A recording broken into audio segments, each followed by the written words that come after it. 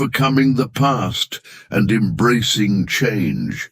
According to Stoic philosophy, every day you wake up carrying the ghost of who you were yesterday.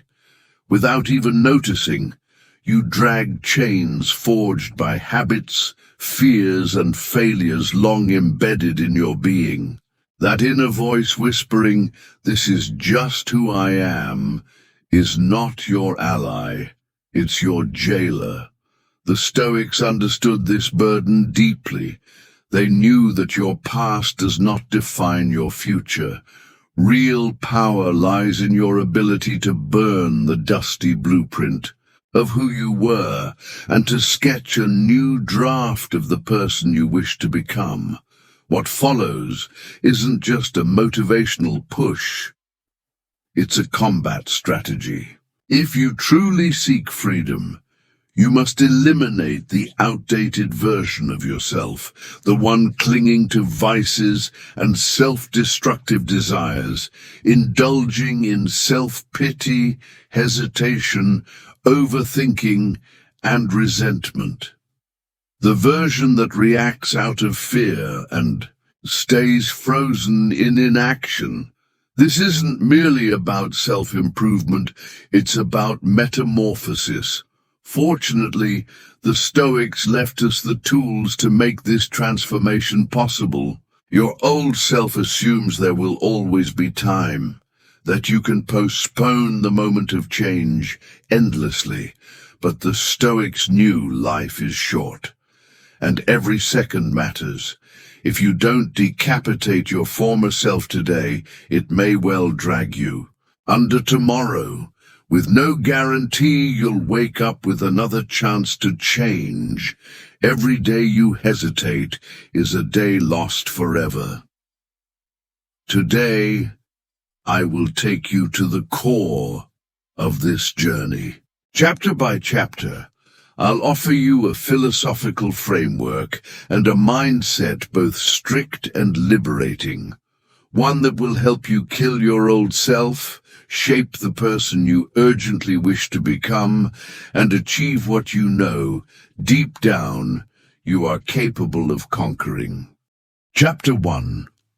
The courage to let go of your old self. How many times have you looked in the mirror and felt trapped in a version of yourself that no longer makes sense? How many times have you caught yourself repeating the same internal dialogues, the same patterns, the same mistakes, as if you were acting out an old script, long past its expiration date, but still performing it like it's the truth? That has a name, attachment to your old identity, and it's not weakness. It's fear, because as painful as suffering may be, it offers something the mind values even more than freedom: safety. And that safety hides in the familiar, in what's known, even if it's destructive, even if it's been suffocating you. For years, the mind fears transformation because transformation demands renunciation. You're going to have to let go of the role you've memorized, maybe the role of the helpless victim, maybe the silent self-saboteur, maybe the chronic procrastinator who always promises, "I'll start tomorrow." You've played this character for so long that you believe it's who you are, but it's not. It's just a story. And you are not a story, you are the author. And if you're the author, you can rewrite everything. At any moment, the mind will resist. It'll remind you of your mistakes. It'll try to convince you that there's no point in trying. But now you know your identity is clay, not granite. It shapes, reshapes, and rebuilds itself based on your choices, actions, and thoughts today, not on the failures of yesterday. You are not chained to your former self. The shackles only remain locked because you consent to leaving them that. Where yes, the first spark happens in the mind, but true rebirth begins with action. Without action, knowledge is a mirage. It feels like progress, but it's just disguised stagnation. So the invitation here is radical, profound, and freeing. Dismantle with clarity, the version of yourself you once idolized. Stop worshipping a you that no longer exists. Stop identifying with your traumas, addictions, and old patterns. Wake up tomorrow and look at yourself in the mirror with brutal honesty. Ask yourself, who do I choose to be now? Not who your mistakes say you are, not who society expects you to be, but who you decide to be. And when the self-sabotaging thoughts show up, and they will, look inward and say, you have a voice here anymore. The steering wheel of my life is now in the hands of the version I'm building, not the one I'm burying. Your past has no authority to govern your future unless you hand it that power. And you won't. Transformation. Exercise before bed. Choose one trait that's been holding you back. Is it procrastination? A bitterness, anxiety? Now visualize the opposite of that trait. What would be its opposite? Courage, focus, joy. Tomorrow, embody that version of yourself. Even if it hurts, even if it feels fake at first, remember that resistance you'll feel is your old self fighting to survive. It's the dying breath of a character that no longer represents you. You are no longer that version. You are who you're willing to become. Chapter 2. The battlefield of inner dialogue. We suffer far more from what we imagine than from what actually happens. Your old self doesn't live in your muscles or bones. It lives in your thoughts, feeding on the stories you tell yourself. It takes shape in that silent script you mentally recite every morning and every night, the one that defines who you believe you are, or believe you can never be. That voice is subtle, constant, almost imperceptible. It sounds like you, but it's not you. It reflects who you used to be, not who you still have the power to become. Every time you say, that's just the way I am, or I've always been like this, stop. That's not an absolute truth. It's just an old mental script written over the years through fear, habit, and conditioning. And each time you repeat those phrases, even in silence, you reignite the flame of outdated beliefs. You tighten the very chains you claim you want to break free from. Scene after scene, you keep playing a role that no longer makes sense, a role you secretly wish to abandon. Killing your old self is not about simply wanting change. It's a psychological war against your own limiting narratives. It's about rewriting, with strategy and determination, your inner monologue, like a seasoned commander redrawing the battle plan after a crushing defeat. Your mind is not neutral ground, it's a battlefield. Every automatic thought, every limiting belief, every internal criticism is an arrow fired at your potential. And like any skilled general, you can't just stand there and watch. You must respond. Raise your shield, counterattack. But be careful. This isn't about slapping on fake optimism or tossing around feel-good quotes. This is about truth. Question every thought. Replace them with words that reflect not who you were, but who you. Choose to be from this moment forward. Every time a thought like I can't shows up, stop. Ask yourself, is this undeniably true? Then reframe it. Instead of saying I can't, say I haven't yet. Instead of this is just who I am, say that's who I was, but who I will be, and that's up to me. Chapter 3. Burn the comfort zone. The old you is still alive because, consciously or not, you still protect it. You keep it hidden beneath habits, routines, predictable patterns. Everything that brings a little relief and shields you from discomfort or risk. But as Marcus Aurelius once said, the obstacle to action becomes the path. What feels like a wall is, in truth, a door. This isn't just beautiful philosophy, it's a war plan.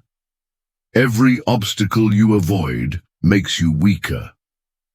Every difficulty you run from strengthens the prison of your old self. It feeds on ease, grows through procrastination, and thrives in avoidance. It celebrates every time you say, "I'll do it tomorrow." Every time you choose the easiest route. It grows stronger every time you lie down in that false safety where nothing challenges you and nothing forces you to grow.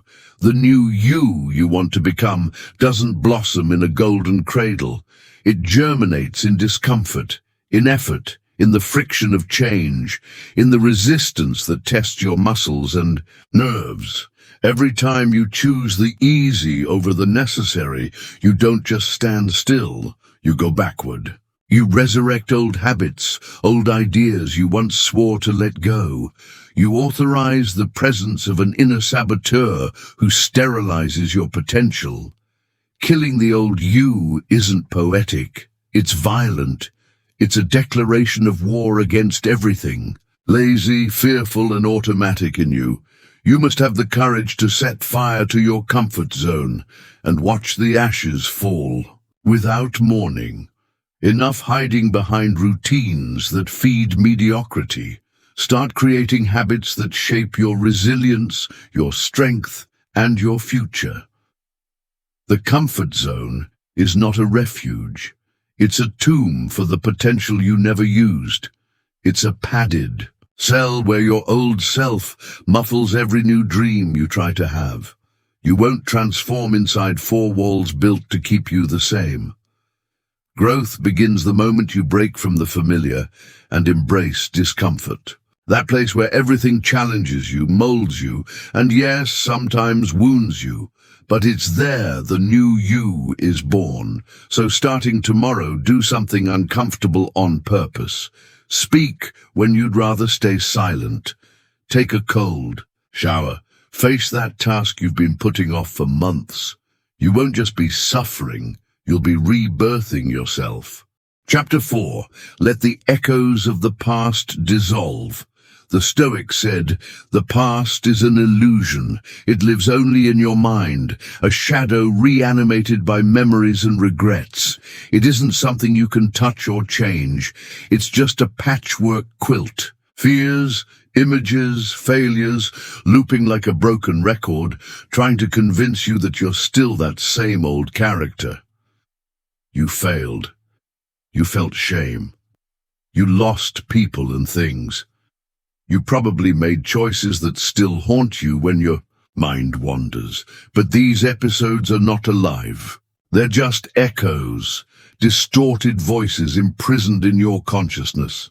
They only weigh you down if you allow it. They only exist because you keep going back and reliving chapters that should have been closed.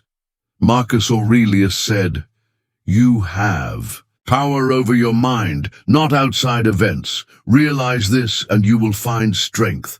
That wasn't just philosophy. It was a call to take sovereign control over your own mental space. The world may have hurt you, but it only defines you if you let it. The past only chains you if you lock the cell from the inside. The old you is made of those memories, regrets, and guilts.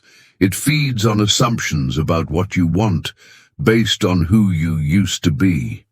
If you never question those assumptions, if you never recognize that the past only lives because you resurrect it, then you will remain its prisoner. To kill the old you must stop replaying the same broken records.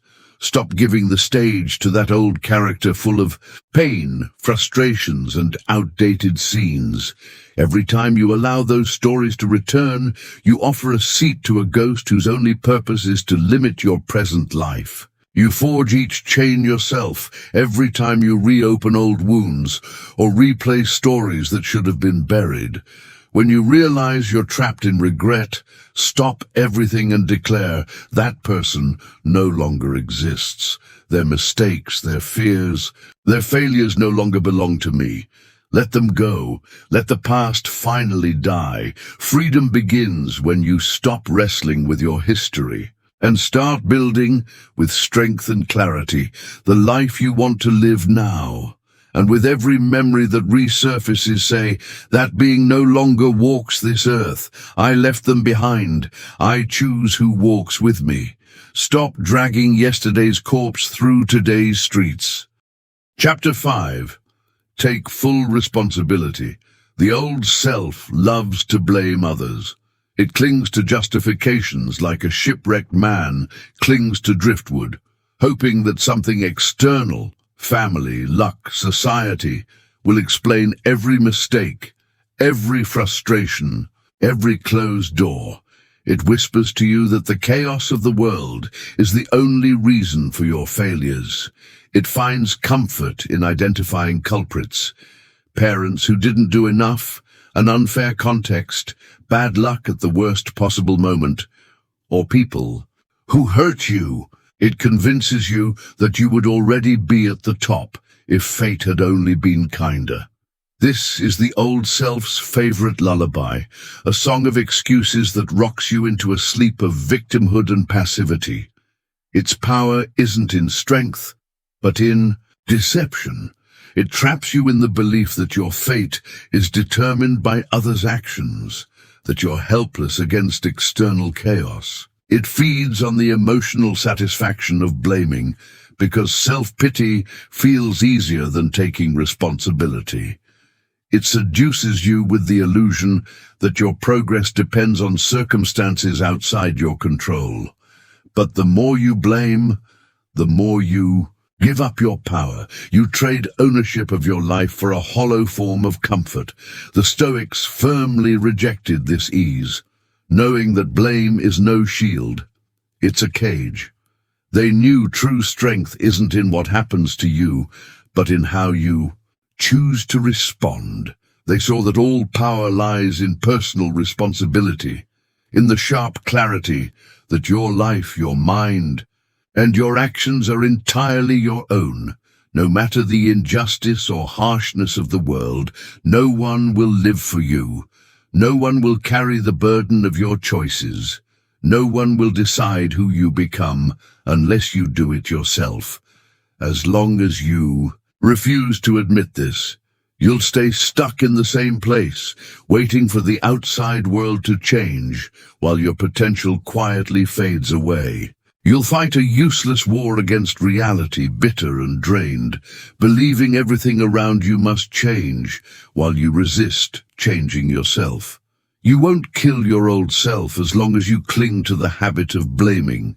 You'll never become the new you if you keep telling the same bitter story, pointing at your parents, your past, your luck, or the unfairness of life. Blame is the soil where the old self grows. It feeds resentment, powerlessness, and bitterness. It's a toxic land that only grows more weakness. Every time you accuse someone or something, you prolong the survival of that outdated version of you. The victim, the powerless, the one who can't evolve because the world isn't playing fair.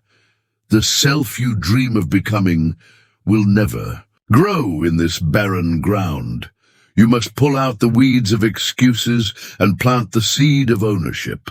Learn to say, "This is my life, my responsibility, and my consequence.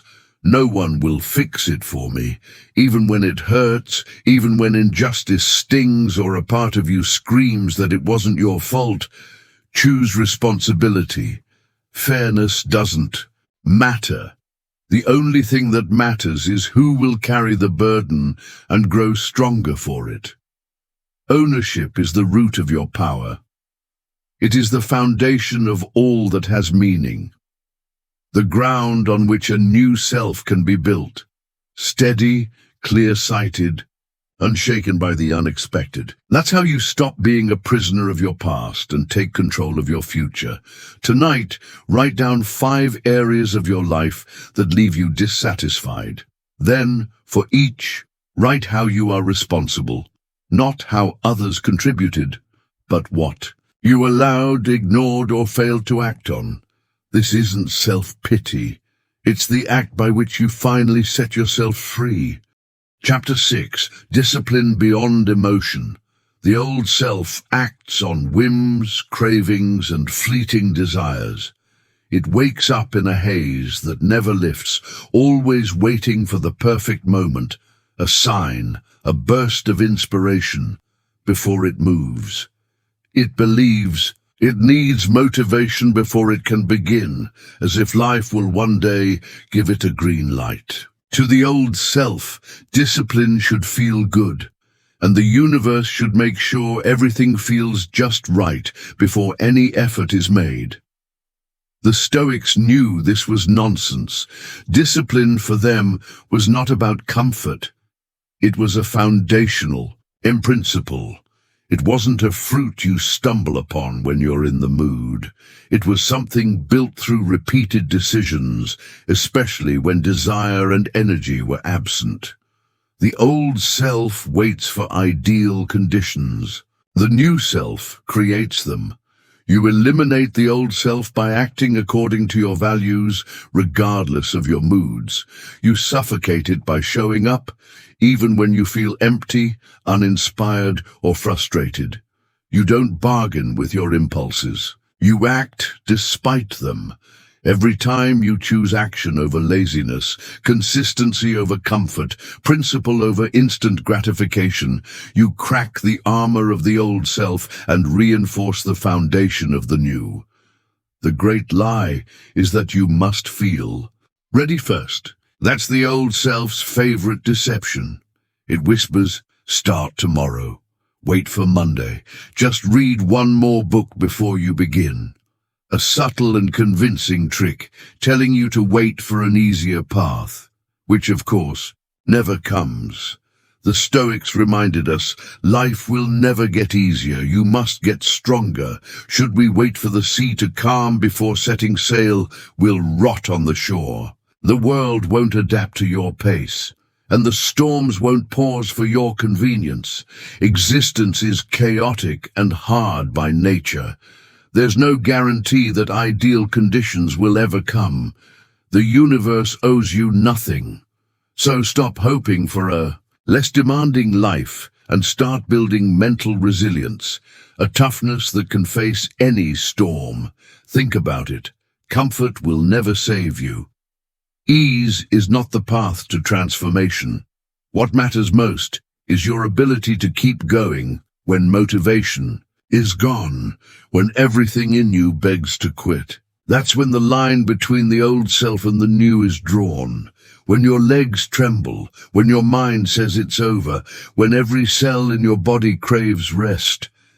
That's when your real strength is revealed. Standing tall in those moments, you rewrite who you are. You turn doubt into power.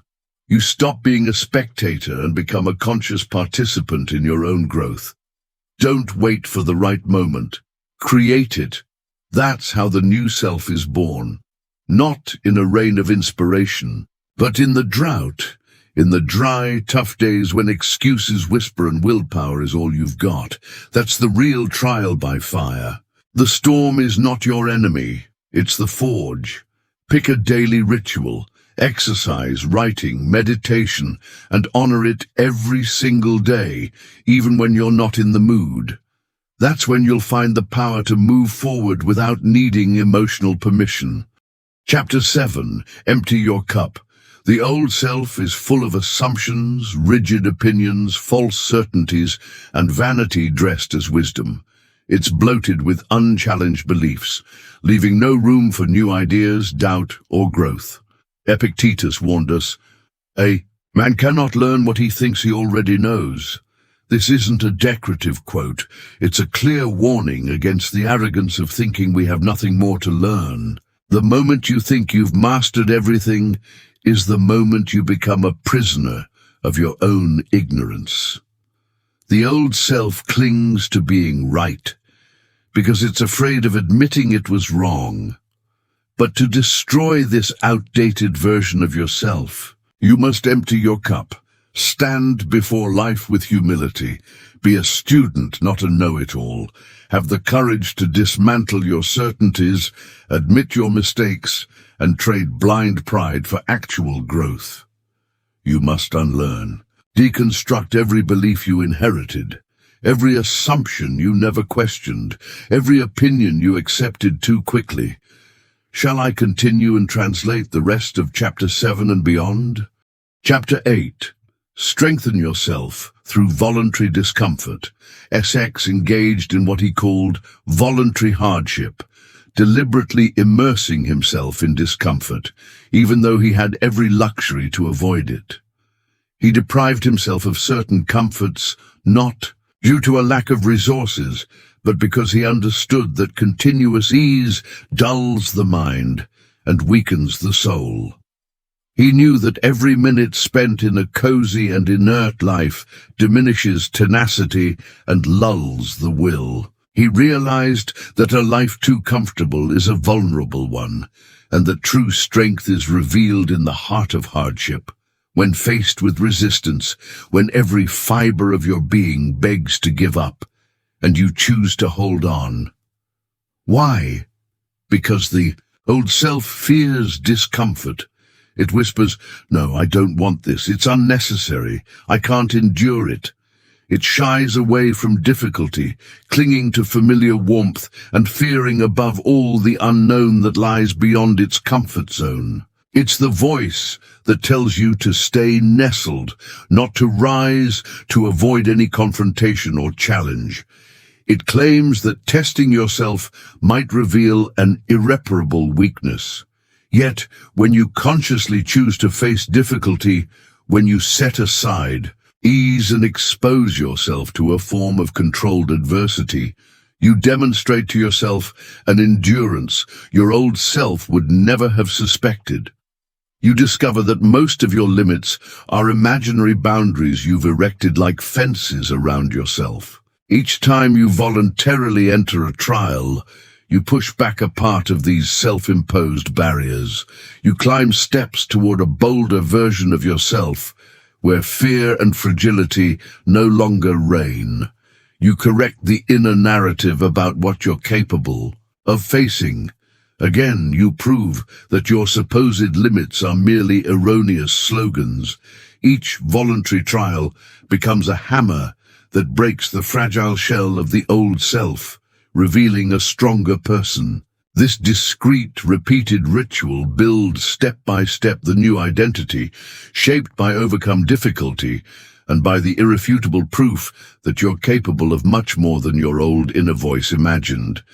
This isn't gratuitous suffering, but a strategy, a calculated asceticism, a training for renewal intended to free you from the comfort that sterilizes you. A clear sign that you've refused to let ease define you and that you'll be ready to face life's upheavals, already tested because you chose to harden yourself when you could have stayed sheltered. Once a week, deliberately deprive yourself of a pleasure. Skip a meal to remember what hunger feels like. Wake up before dawn and go out to breathe the fresh air in a sleeping city to realize that discipline doesn't wait for the sunrise. Take a cold shower without flinching despite the harshness of the contact. Treat yourself to a long walk or an exhausting workout. Push your limits when your body demands a break. Continue your exercises beyond the point of fatigue to remind your muscles that it's your mind, not your desires, that commands. Deprive yourself of distraction. Turn off the TV. Close your apps. Confront the silence of your thoughts. Don't succumb to the constant search for immediate gratification, whether it's food, online entertainment, or any other comfort routine. Make your desires a field of discipline, not a field of submission. Each act of deliberate discomfort is a burial of the old self, a controlled blaze that consumes weakness, apathy, and dependence on comfort that have hindered your momentum. With each deprivation, you prove to yourself that you can do without. That luxury, that your desires don't dominate you, and that you remain solely in control. These small actions, accumulated, form a great transformation. It's the gradual demise of the old self, and the slow gestation of a being tested against upheavals. Chapter 9. Beware of compliments and blame. Your old self is obsessed with external validation. It feeds on approval, measuring its worth based on the applause and criticism of individuals who don't live in your skin, swaying with their changing judgments. It thirsts for approval like a parched person craves water, but this thirst is unquenchable and worsens over time. It believes your value depends on others' opinions, leading to perpetual anxiety. Reddit +X LinkedIn +X le7.info +6 chained. To others' appreciation, it swells with every praise and crumbles with every critique. You become a puppet suspended by others' appreciation, dancing to their reactions rather than your own tune. The Stoics, however, viewed reputation as something beyond our control, and thus of no real importance. They knew that others' judgments are fleeting, fluctuating, based on impressions you can never control. They understood that anchoring your happiness or self-esteem on external recognition is to surrender your inner peace to strangers who may not share your values or concerns. They urged us to act not for glory but for virtue, to do good not to be praised, but because it aligns with our principles. Every time you seek approval or tremble at the thought of being criticized, you feed that old, eager and fragile self, dependent on external views to feel alive. You reinforce its cage, let it gnaw at your freedom and shape your conduct. The more you chase general assent, the further you drift from your personal grounding. You become addicted to applause, unable to move forward without signs of encouragement, unable to assert yourself without consensus. To break these chains, strive. To act according to your values, not for applause. To judge your success by your principles, not the crowd's. Root yourself so firmly in your convictions that the winds of opinion cannot sway you. True freedom arises when you stop living to please others and begin to exist according to your inner self, guided by a profound sense of what's right. This week, perform a good deed without posting it anywhere, without mentioning it. Let the value of your act stand on its own. Learn to measure your worth not by congratulations, but by your virtues. Chapter 10. Live as if you were going to die. The most formidable Stoic exercise bore a name, memento mori, constantly remembering death, not to wallow in fear, but to cut through all that is superfluous. Excuses, inaction, squandered moments. This reminder isn't meant to freeze you, but to awaken you and push you to live while there's still time. Death is the ultimate Stoic teacher, the final signal that life is neither a treasure to hoard nor a currency you can exchange or suspend. Yet, the old self deludes itself into believing there's always enough time, that you can effortlessly postpone what you must do and the person you dream of becoming. The old ego excels at lulling you with, tomorrow I'll do better. Later I'll work on becoming that version of myself. It whispers this lullaby to prolong your inertia. The Stoics, however, understood that life is short, that the clock ticks every second, and that you'll never reclaim the time that slips away. There's no certainty you'll see another dawn. Every day you let pass in hesitation, and procrastination is a day irretrievably lost. The old self survives because it thrives in this game. It occupies you with trivialities until your best opportunities evaporate. Living as if you were going to die isn't succumbing to terror, but focusing on the essential, renouncing diversion, laziness, and procrastination. It's confronting this unpleasant truth. You can no longer afford to wait. Consider that with every wasted second, you drive another nail into the coffin of the person you could have become. Each day, the old self prevails with its excuses, inertia, and faint-heartedness is a day subtracted from the possibility of shaping a life that resembles you. It's about lucidity, the rare kind that only the awareness of death can sharpen. The Stoics practiced the company of death not to succumb to horror, but to feel the urgency of living fully. They knew that death isn't a distant event, but a companion standing by our side. The final editor who sifts the insignificant, highlights what's vital, and reminds you that each day is a grace that diminishes. It teaches you that a simple delay is never trivial. It's a blow to your realization. Living as if you were going to die means inhabiting your days with intensity and determination. It's waking up each morning knowing that this day might be the only opportunity to become who you wish to be.